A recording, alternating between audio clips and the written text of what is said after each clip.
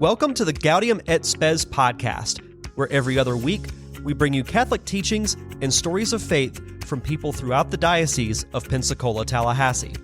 Now, here are your hosts, Suzanne McNinch and Chez Filippini.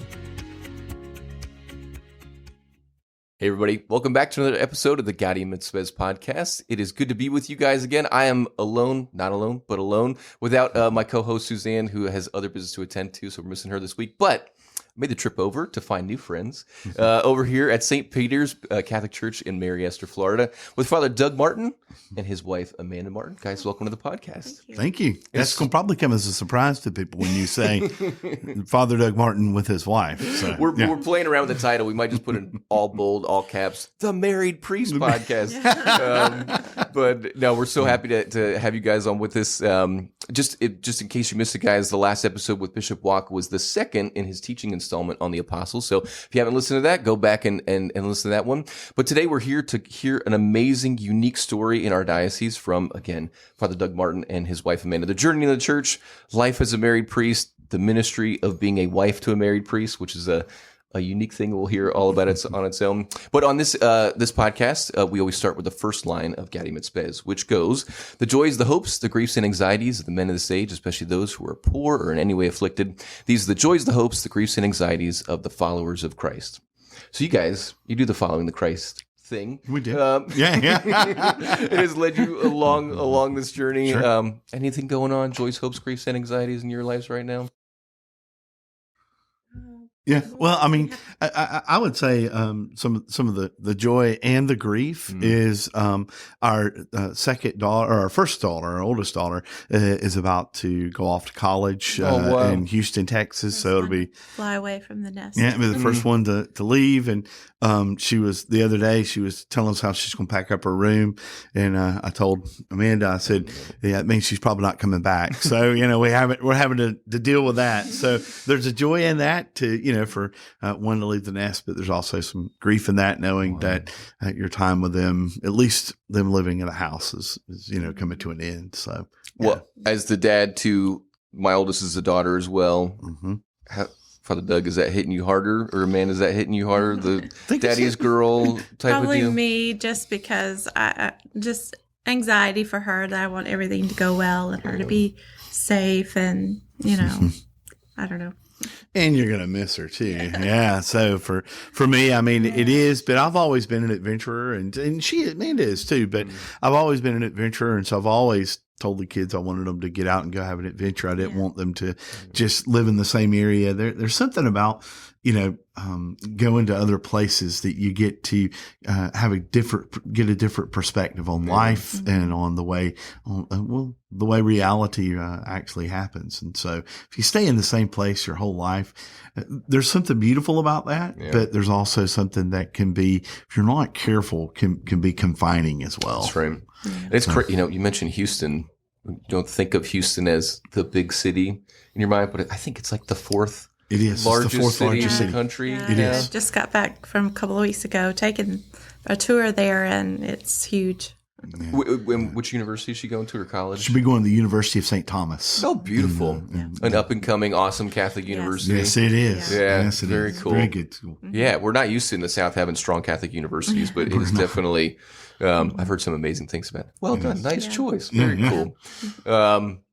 Well, cool, guys. Thank you so much for sharing that. Man, Suzanne was detailing she had her youngest daughter fly the nest to go to UF, and it is a joy and a grief at the same time. So, especially when it's the first one, it's the first one, and not only that, I mean, our son's older, and so we'd expected him. You always expect them. They kind of go in order, and so when they don't, you're always kind of a little bit like, you're not supposed to be going in this order. So, but it's good. Man, well, prayers for her. Hope it all works out. Absolutely. She gets settled in, and well, cool, guys. Well, this podcast, again, we always like to hear. I know there's so much to tell about your story, but we always like to start just from the beginning, your journey with Christ, your discipleship origin stories. And Amanda, if you maybe want to start, how you were raised, where you're from. Go for it. I was born in Alabama, but I grew up in Shreveport, Louisiana, which is where we eventually meet. I was a Southern Baptist girl. I loved going to church every moment the doors opened. Wednesday night Sunday night, no matter what. Gosh, how do I abbreviate? And and a lot of times, I went even with when my family kind of dropped off attending. I just always wanted to be at the church. I wanted to be involved in ministry, marry someone involved in ministry eventually. And so, let's see, I get to college, and I start having more questions. I had a good friend who was going to become a Methodist minister, and I thought, oh, what's that about? Why are these different teachings, and especially why do they have infant baptism? And I felt like I wasn't getting my questions really answered, or a good answer to that. And so in your tradition, was it believer's baptism? Correct. Okay. Yeah. Yeah. In fact, I was about 12 when I was baptized, and my mom had even put it off for years, saying, "Oh, I don't think you're ready. I don't think you're ready." And it was one of those emotional revival moments where I went down the aisle and crying, and I didn't want to go to hell but I thought I love Jesus, I love Jesus from the time I was little, but that you had to have that conversion moment, and it was. But yeah. Fascinating. And Father Doug, you grew up in? I grew up in the United Methodist Church. Okay. Was born and raised in a very Christian home. My parents took us to church my whole life, and we were very active, very much the same. The church doors were open. We were there. We went on Sunday morning, Sunday night, went to youth group. So I was very active in that way. It's probably like any other teenager, though. I got in trouble, and definitely didn't live by those things. And times where I would, skip out on Sunday school or skip out on church if they weren't there, just some of those things that teenagers do, I guess. But I would never have thought I was turning my back on my faith or anything like that. Had a very powerful experience when I was 16 years old at a retreat that's kind of like Curcio for teenagers. And so had a very powerful experience there, and knew that the Lord had started to work in my life, but still struggled because I was a teenager and those sorts of things. It's not an excuse, just the reality of it. And so when I was 19 years old, I was I'd asked the Lord to take everything out of my life that would keep me from knowing what He's calling me to do. I was really feeling this strong call into ministry. And so I was dating a girl. She dumped me that week. I was in a job that I lost that week, and I got accepted to a college that I didn't expect to get accepted to, all in 1 week. Okay. And so, I went to my mom and told her this, and she said, "Oh, thank God. We've been praying for you since you were 13, that you would see, that you're being called to ministry." Wow. So, it was a lot of things confirmed this call to ministry. But, as I got in college, I started to experience very much the same thing. A lot of different ways of seeing the Christian faith, and specifically when I went into church history, just realizing there was something before the Methodist Church, there was something before the Lutheran Church, that there was this Christian faith that was there this whole time, and it didn't look a whole lot like what I was experiencing, and so began to look into that a lot more, and then. At the end of my college experience, I was good friends with 3 other guys, and we were going to spend the summer together. And so one of the guys was dating a Catholic girl, and her mother gave us, this is to tell you how long ago it was. She gave us some cassette tapes. If anybody knows what that is anymore, she gave us some cassette tapes. It's like an 8-track. It's like an 8-track almost. That's right. And it was on 6 objections to the Catholic Church. Okay. And so we wound up listening to a couple of them to make fun of it. Only to find some real depth and seriousness to it. And so it really, it caught all of us off guard, pretty well. And so we all, in some way, shape or form, really struggle with that. The 3 out of the 4 are Catholic now. Okay. So wow, successful. bang for your buck on those cassette tapes. Wow. Yeah, mom-in-law was very, very successful in bringing us to the faith. But so that's kind of butts right up to when I actually, when we actually started feeling this call to become Catholics. Okay. And is this quote, you guys met at college? No. Okay. Tell me how you guys met, actually. You want me to tell it? Or do you want to tell it? The I'll wife start. usually gives the accurate set of details at some point. She'll correct me. You can play cleanup. He does have one unbelievable detail. Yeah, she'll correct me. Go for it. Bob. Yeah. So I was actually in seminary in the Episcopal Church. It was a little seminary in Shreveport, Louisiana.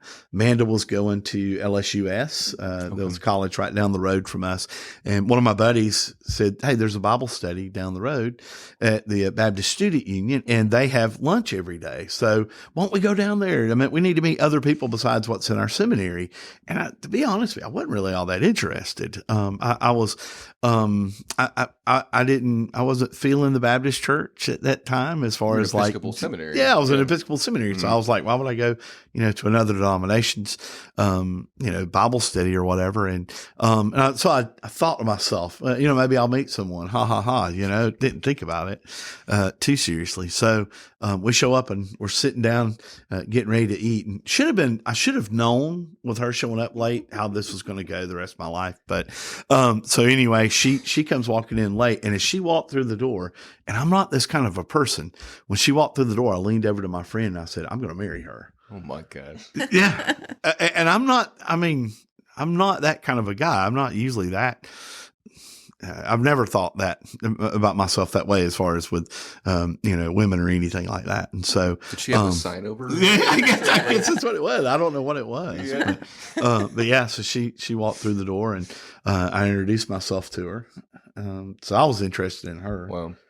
Right. Well, I was late because my job made me late to the once a week Bible study. And I walked in, and I immediately knew there was someone new there, and that's kind of a Baptist thing. You hone in on the who's there as a new person.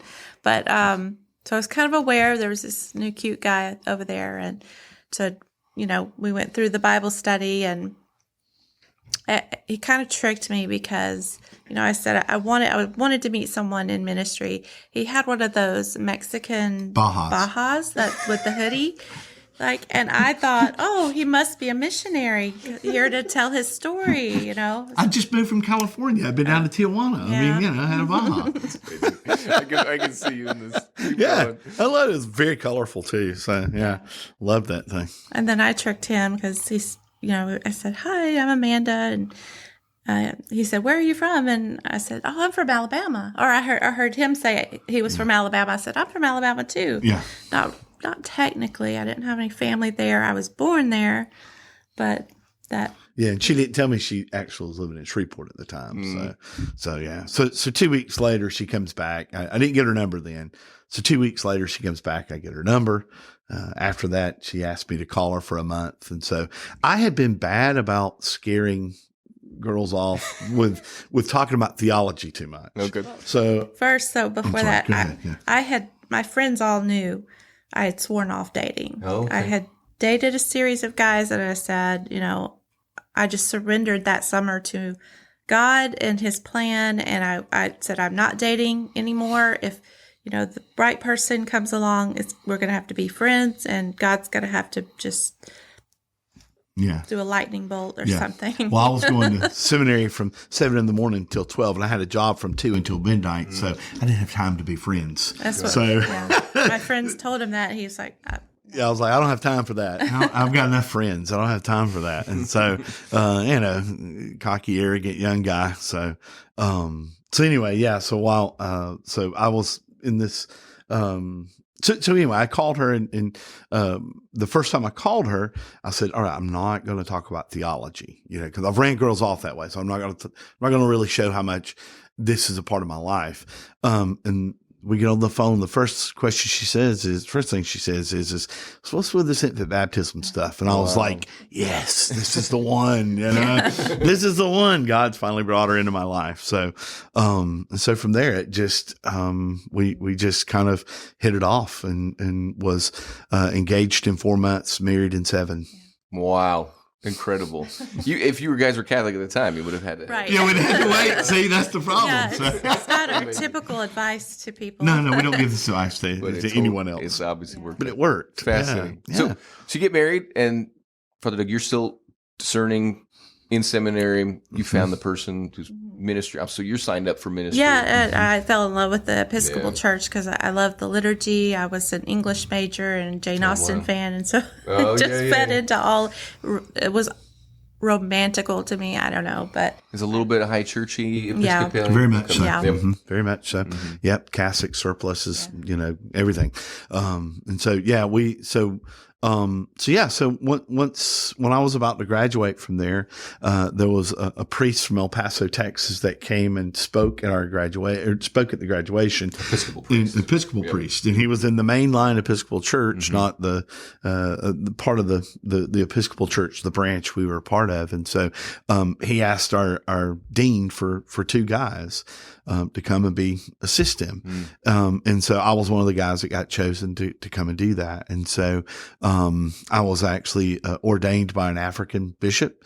I was the first one to be ordained by an African bishop. So all this that's going on in the United States right now all started with me. I wish I could say there was some master plan that I knew about, and I was like orchestrating it. I was just the bozo that was there that happened to have the hands laid on him.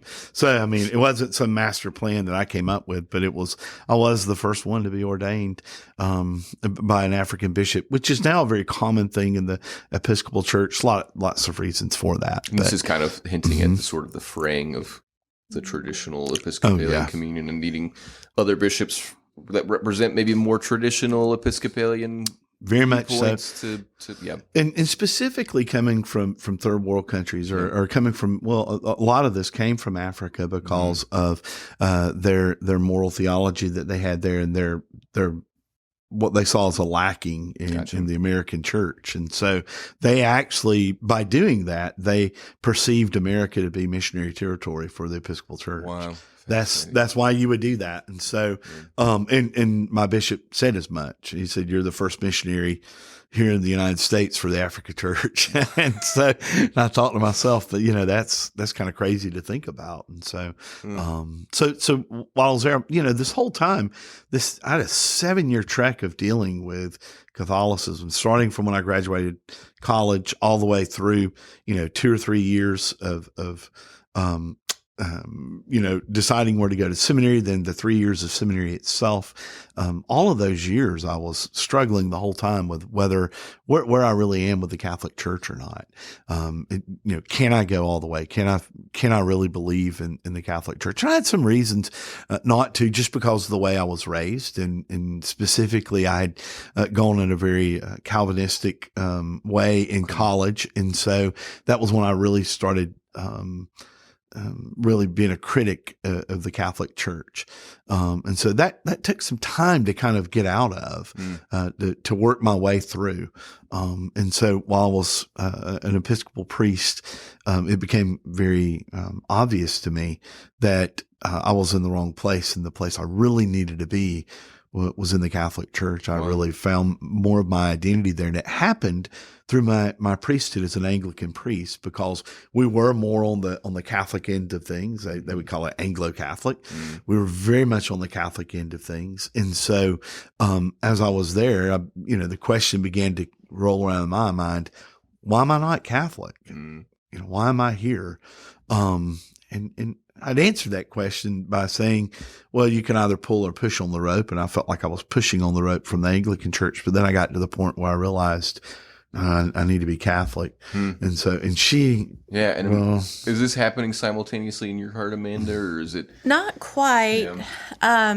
I didn't know that he really had been grappling with that, for so long. I don't. Yeah, maybe a little bit from the college experience, but what he argued with his friends when they were talking, but then I was busy becoming a mother. We had our first child, and with all of that, and then I started. I understood. I would hear the problems he was dealing with, and as a pastor, and then he started talking on the phone with his best friend, who has become Catholic, and I'm hearing his side of it. I'm hearing him say very Catholic things, and I'm like, what is going on? I'm kind of getting angry because being growing up Baptist, I was taught that Catholics are not Christian. I was taught I could never marry a Catholic, that we'd be unequally yoked, and so much less wasn't really for sure your family would even accept it. Right. And my mother had said when I was becoming Episcopal, she wasn't happy about that. She said it's just one step away from being Catholic. Yeah. Which is bad. The fact that you brought up, when you talk about infant baptism, you're really talking about a question of salvation and how our salvation is affected. So these things are still rumbling on in your heart. Yeah. Okay. Yeah. I mean, I had embraced, infant baptism, and of course, there are a lot of teachings in the Episcopal Church that are similar to Catholicism. But I didn't, it was still taboo to me. It was, the Pope and praying to saints and Mary, and there were so many things I hadn't studied yet. But the thing about him, like when I started asking him questions, he would give me the original sources to go to. He would give me things to read that were, ancient texts, that where you saw when you delve back into history, you start to see those things. And so we were at a point where he it was coming to a head where he was like, I think I need to become Catholic. And I was just losing it kind of, because I thought, this is huge. I mean, I may lose my family over this. Am I going to lose my salvation over this? Is this, it's hard to grapple. And a livelihood. And that. Oh, absolutely. Especially, yeah. Absolutely. And what are we going to do? Yeah. I had two theology degrees. But what was I going to do with this? I mean, if I'm not going to teach theology, what can you really do? And so, so we did. Go ahead. I finally said, give me something to read. That was always my go-to, is like, I need to grapple with these issues. And there were a lot of sources, that where people had already gone through this same, a conversion, and just seeing the different issues they dealt with, the same issues that I had. I kept knocking out one thing after the other. Okay, I understood, Hail Mary, the prayer. I understood why we would ask the saints to pray for us. I understood, all these issues. I kept knocking them out, checking the box, and it really came down to one issue: the authority of the church. Who has the authority? I've heard of this so many times. This is ultimately, this is where the rubber meets the road. That was it. And that was the last thing I had studied was the papacy. And so when I came over on that was when I was like, well, there's only one place that has a pope. So, I mean, this is where I belong. And does that moment come like in, you're just reading something, you're like, it clicks finally, or is it a prayer? Or tell us a little bit of both. Yeah. Because like I had checked all those boxes. I was like, that makes sense. But it was still all, like I said, that feeling of, I say taboo, that's the only word I know to say, is like, well, I still can't do it. I still can't pray to Mary. It's just wrong, and I don't know why. Yeah. And when I grappled with that authority issue, like, who has the authority to say the Baptists are right, or the Methodists are right, or the Episcopals are right? And suddenly it clicked. The magisterium and the teaching of the church has not changed in 2,000 years. And I can just rest in that. Wow. I can let go of this feeling. I can let go of grappling with it. Wow. It's over. Yeah, it was cool. For me, it was the Lord knew what He was doing in those 7 years for me. It was all a journey and a setup. It was almost like, getting to the top of the mountain and finally getting to see over it for me, with the papacy. Honestly, it was It was a book. And, you know, if you would have told me 7 years before that, you're going to read one book, about 150 pages, and that's going to convince you, I would have said, there's no such thing as a silver bullet. That's stupid. But all these things had already led up to there. Yeah. And so by the time I read that book, the Lord knew I was ready for it. And so it was a little book called The Early Papacy. It's written by a man named Adrian Fortescue. He was a contemporary of John Henry Newman, and very much argues very, very similarly the way John Henry Newman does about the development of doctrine. And so what he did in this book was he took the first 5 centuries of the church, basically the time until 451 Chalcedon, the council that was there, the fourth council, and he went, or the seventh council, he went to there. And just basically showed the progression of the way the papacy worked itself out through those 5 years. And you come to the point where you realize as you're reading this, now this was there the whole time. Yeah.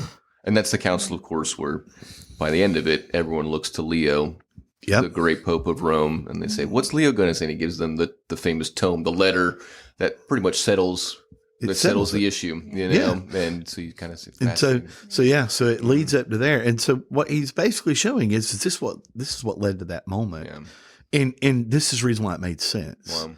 And so for me reading that, and for me my whole conversion, most of it dealt with the early church. Yeah. Most of it was those first 5 centuries. What did they believe immediately after Christ? How did they live immediately after Christ and for the next 100, 200, 300 years? And as I was seeing that and not seeing very many places around me that was living that way, that you could actually find where these things were, it became obvious that this is what I had to, this is where I had to go. This is what I had to do. I think as an Episcopal, I don't know if I would have ever said it out loud, but the way I lived it was I can be as Catholic as I want to be without having to become Catholic. And then it's kind of the way people talk about, they talk about Episcopalianism as being Catholic light. It is. We get a little bit we get to dabble and enjoy. But, right. Okay. So, but I mean, and honestly, coming into the Catholic Church, there was, specifically even in the liturgy, there was some very Catholic things that we did in the liturgy that was more ancient that the Catholic Church was no longer doing. And so we struggled a little bit with that after we came into the Catholic Church of finding the church where the truth is, and then finding that, at least liturgically speaking, it wasn't what we thought it was going to be. So there was some cultural, there was some, coming into this Catholic culture that was a little bit of a struggle for both of us, probably more so for me than maybe for Amanda. But and give us the date. The date you come into the church is March 8th, 2001. Okay, we came in together. And was it in El Paso or it was actually in Rockford, Illinois? DeKalb, Illinois. We were confirmed at Christ the Teacher Church in DeKalb, Illinois. It's the parish is connected to Northern Illinois University. Okay. So it's on the campus there. Gotcha. And so we had gotten there because once we decided to do this, I found a bishop who was willing to take me through the ordination process to be a Catholic priest. So that was the plan. We're going to come straight over into ordainment. This is 2001. This is 2001. It doesn't happen in 2001. It didn't happen in 2001. It didn't happen in 2001. We got there, and there's lots of reasons for it. But ultimately, we just had prayed and discerned, we just need to be Catholic. Some of the things I mentioned about the Catholic culture that was a little different. There was some political things going on in the church at the time. If you remember, that's when the clergy scandal really broke. That happened in the office of the pastoral provision, the office that would bring you in as a Catholic priest. And so things had really been delayed for us. And so it just really did felt like the Lord was saying, slow down. Just you don't have to come in and do this right away. That's not necessarily what I'm calling you to do. And so we left that process. But initially we went to the Diocese of Rockford, Illinois I was going to become a Catholic priest there. We were going to be in that diocese and live there the rest of our lives, which I think we would have been okay with, except for all the taxes on the interstate. They loved all the tolls. Oh my goodness! You're just outside of Chicago. Yeah. It's $8 to get to Chicago. And the accents were working out, and your love of Alabama football. Oh no, I was like, I don't know, man. I think this is the place for you. I know it is. We can't spend a million I would love to hear more. But I know you had youth ministry, especially eventually, and you come back down south. Tell us about that process and how you entered into ministry as a kind of a layperson at that point in time. Yeah. It'd been about 10 years. And, we had moved several times. And every time we moved, someone would find out about my background and I would be teaching 8th grade confirmation class, Sunday school class, those kinds of things. And then Amanda would wind up working with the kids. And so when we moved back to Dothan, Alabama to take care of my parents who were sick at the time, we moved in with my parents to take care of my dad until he passed. And so while we were there, of course, I had a job and we were working, and we started to get really involved at our parish. And they said, "Hey, why don't you guys be the elementary youth ministers? You have 2 kids that age." And so we were like, "Yeah, sure." So we go into ministry together and start doing elementary youth. Volunteer. Then the youth minister leaves and the pastor calls me in and says, "Hey, I want you to be the new youth minister." And I told him, "So let me pray about that." He said, "Okay, well, as you go out, you can fill out the W-2 and all that." And I was like, but I'm going to pray about it. He's like, sure. Anyway, and then give her your, so there was no discernment. The beloved Irish priest. You couldn't say no to him. Yeah. It reminds me a lot of Father Foley. They were friends. Actually, wow. They went to seminary together in Ireland. So very, very similar personalities. But then a year later, the DRE leaves, and so he asked me to come on full time to do that. Okay.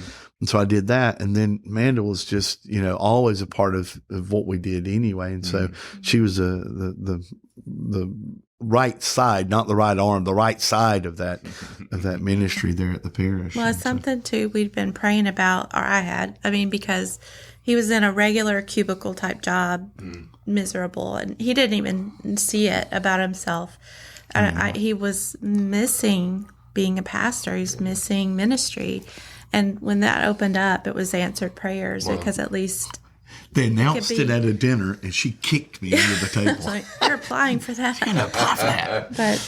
But because he's so good at that, and that was his calling. That was, Yeah, month after I'd taken the job and was there, I came home one time and I told her, I said, "Man, I was miserable." And she said, "Yes, you were." And so I realized it. And I used to describe to people that job for me was like being put in the room with all my favorite toys and told, "You could just play all you want." That was what ministry was for me, was being in my favorite place, being able to do my favorite thing. And so for the last 15 years, I don't feel like I've had a job. I feel like I've had a calling, a vocation. I'm doing ministry. There's days it does feel like work, but sure, paperwork days. And, yes. Yeah. And this, you'd been an Episcopal priest's wife, but now like you said, you're partners in ministry in many respects, and that must have been. I don't know what it's like to do. My wife is not here with me. Right. We do our marriage and family life things very sporadically, but that was something you guys enjoyed together. Very much so. Yeah. That was one of the big benefits of being the DRE and youth ministers. I got to be with my kids while they were there. Yeah. And so, and we homeschooled. And so, when Amanda had to go back to work, because I'm in ministry and you don't make money with that. So, when Amanda went back to work, I did a lot of that homeschooling side of it as well. But for me, I got to spend time with my kids that I would have never gotten to spend with them. And specifically in some of the most meaningful moments of their lives, of getting to see them experience our Lord in wherever it was, at a camp in adoration, and in so many different ways in different places. And then to journey with them as well, as I'm journeying with all these other teenagers. And so it was, it really reignited that little flame that was still there, that reminded blow on the coals of my heart, Lord, and start the flame again. That really is what happened, because I don't think the coals were ever out. Yeah. And she knew that. So for 10 years, those 10 years I was out of ministry, the whole time she was like, I married a priest. I married a pastor. Yeah. Well, when are you going to get back into this? And so she was constantly encouraging me and telling me, this is who you are. I mean, I know you love this. And so, when this came back up for me to possibly become a Catholic priest, she was my biggest cheerleader. And anytime I would get discouraged, she was always the one that was like, no, this is what God's called you to do. So she was the one that really kind of kept me on that road.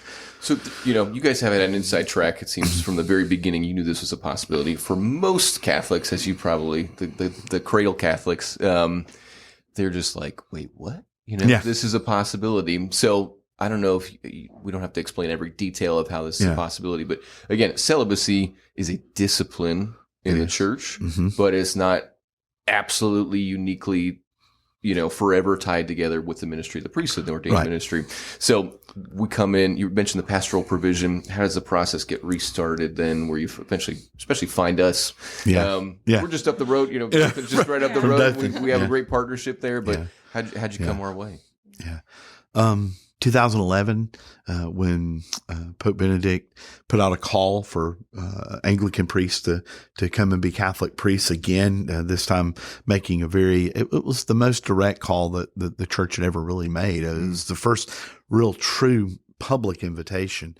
I had a buddy down the road that told me, he was like, you got to do this. You got to do it. He was an Episcopal priest who's now a Catholic priest in Mobile. So he was like, I'm not going alone. You're going to do this with me. And so I began to pray about it. I went to adoration. We had adoration on Mondays at the parish I was at. And so I would go over there and, was asking the Lord, Lord, is this really what you want me to do? I mean, I'm happy doing what I'm doing. I don't need anything more. What is it you want me to do? And to be quite honest with you, for several months, I didn't hear anything. I mean, and then one time when I was at adoration, I just remember having this thought, I never told you to quit. You're the one who quit. And I said, okay, Lord, if you don't want me to quit, I won't. So if I won't quit until I'm told no. And of course I was never told no. So not completely anyway, but, as the pastoral provision in the ordinary, the pastoral provision. So just real quickly. Just real quickly. The pastoral provision is for Anglican priests who want to come and be a Catholic priest at a Catholic church incarnated in a diocese. So anywhere, normal diocese, normal parish. Anywhere. The Anglican ordinariate is a thing of its own. So a lot of the people who may be watching this might understand this is kind of like the archdiocese of the military. Right. You have a bishop who's over a lot of territories. That's just one diocese. And so the whole United States for the ordinary, it's one diocese, mainly because there's not that many Anglican churches that came into the Catholic Church. I'm not sure how many parishes they have now, but we probably have more in our diocese than they do in their whole diocese in the United States. And within that ordinariate, as opposed to that pastoral provision, you're kind of borrowing still from the liturgical books that you were using in Anglican world. Correct. They call it the Anglican use. Yep.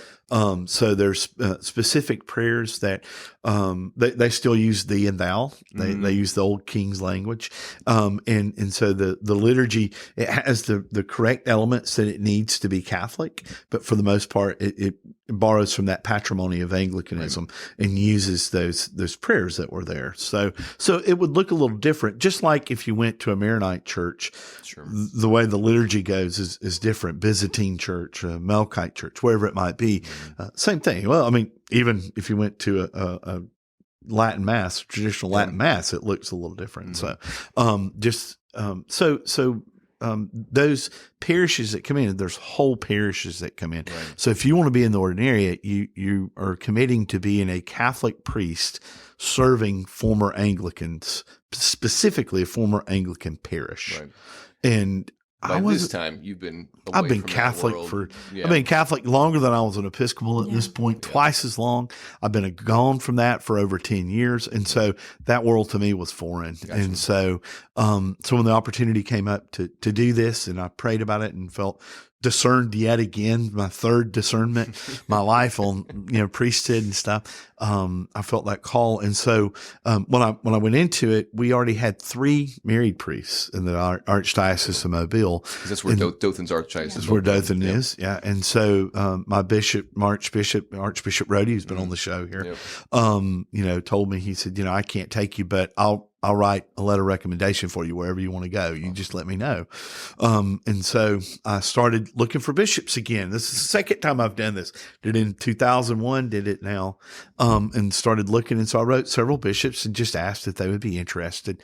I emailed them, and then told them in the email I was going to follow up with a letter that was going to have more of my story for them.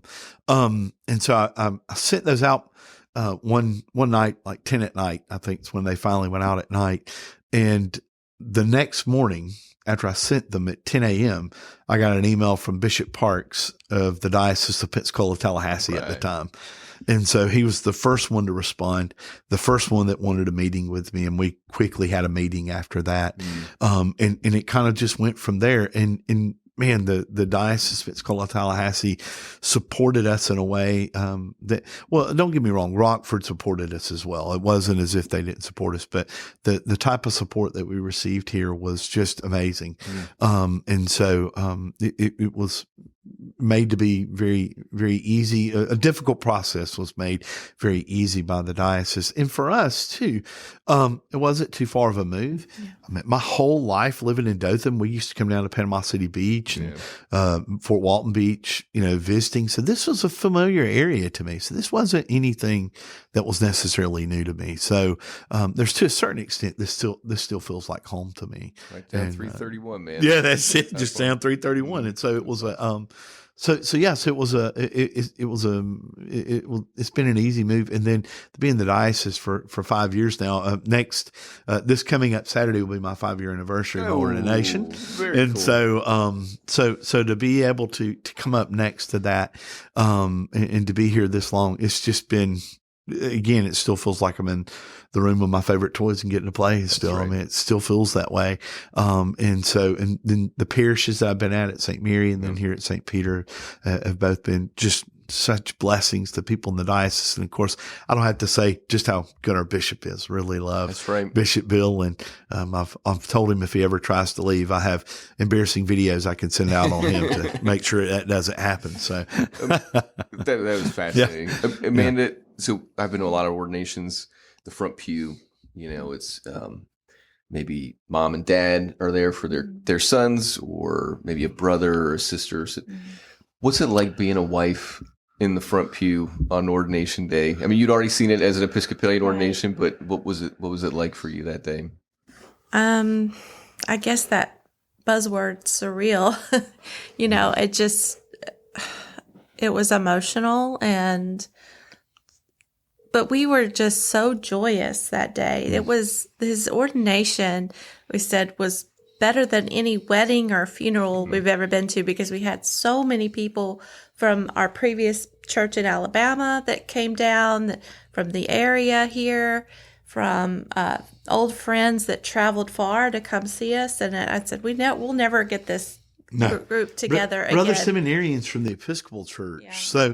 So I didn't mention this, but there was 25 guys I was in seminary with in the Episcopal Church. Almost half of them became Catholic. and so, and some of them attributed it to me at least having the guts to be able to do it, even if it wasn't my witness necessarily, but just the willingness to do it and to get them to think about it. And so a lot of those guys was there. One of my brother priests who's in Tyler, Texas, he was there and a part of it and came to my first mass. He was a part of got to celebrate with me. So it was just, she's right. It was just a joyful day. That's amazing. Yeah, it was bittersweet because his mom passed away right before. And it was, we knew, we felt her presence. This is something she'd prayed for so long. And he said 13. I think when he was 4, she started praying for him to be a pastor. Wow. And it was something, she was Methodist, very faithful Christian, and a prayer warrior is what I called her. She just, very special. So I felt her there with us. I was born on a Sunday morning at 11:30 and had a police escort because they pulled my dad over for going too fast. So I had a police escort to the hospital. So yeah, so predestined. She knew, Sunday morning. They thought he was called. I know we could tell a lot more. So I'm sure the ministry that you started here, I'm sure there's been more than one occasion where you've had to explain the whole thing or whatever. But almost every homily. There you go. But I know this community, especially St. Peter's, and we were just talking before the podcast, 150 people came out to an Advent preparation day for a tiny little parish. People are loving this reality. So Yeah. Thank you for allowing me to play Marcus Grodi. I've watched a lot of Coming Home Network. This is the most Coming Home Network I've ever felt. But what an amazing, amazing story. Thank you. Thank you for having us. Absolutely. Well, guys, I will say in that spirit, if you know people who are discerning or thinking about the journey into the church, to share this episode with them, to even maybe call Father They have Doug, to talk to anyone. and because as they both very well laid out, especially for cradle Catholics who've just been in this their whole life, it's like, man, you just become Catholics. Like, not so fast. Yeah. Sometimes a lot more complicated, a lot more at risk. So, and these guys would be the most wise shepherds along the way to help you through that. So, yeah. Well, guys, special episode. Please share. Please let people know about this amazing story in our diocese. But we'll see you back here in 2 weeks' time for our final installment of the Apostle series from Bishop Locke. Thank you for tuning in today to the Gaudium et Spes podcast. If you would like to know more about our podcast, please visit our website, gaudiumetspes.net, or go to ptdiocese.org and click the button that says podcast. If you listen to the audio version from an app such as Apple Podcast, Spotify, or iHeartRadio, be sure to rate, review, and comment. If you watched us on YouTube, be sure to like and subscribe or leave us a comment there as well. Thank you for joining us.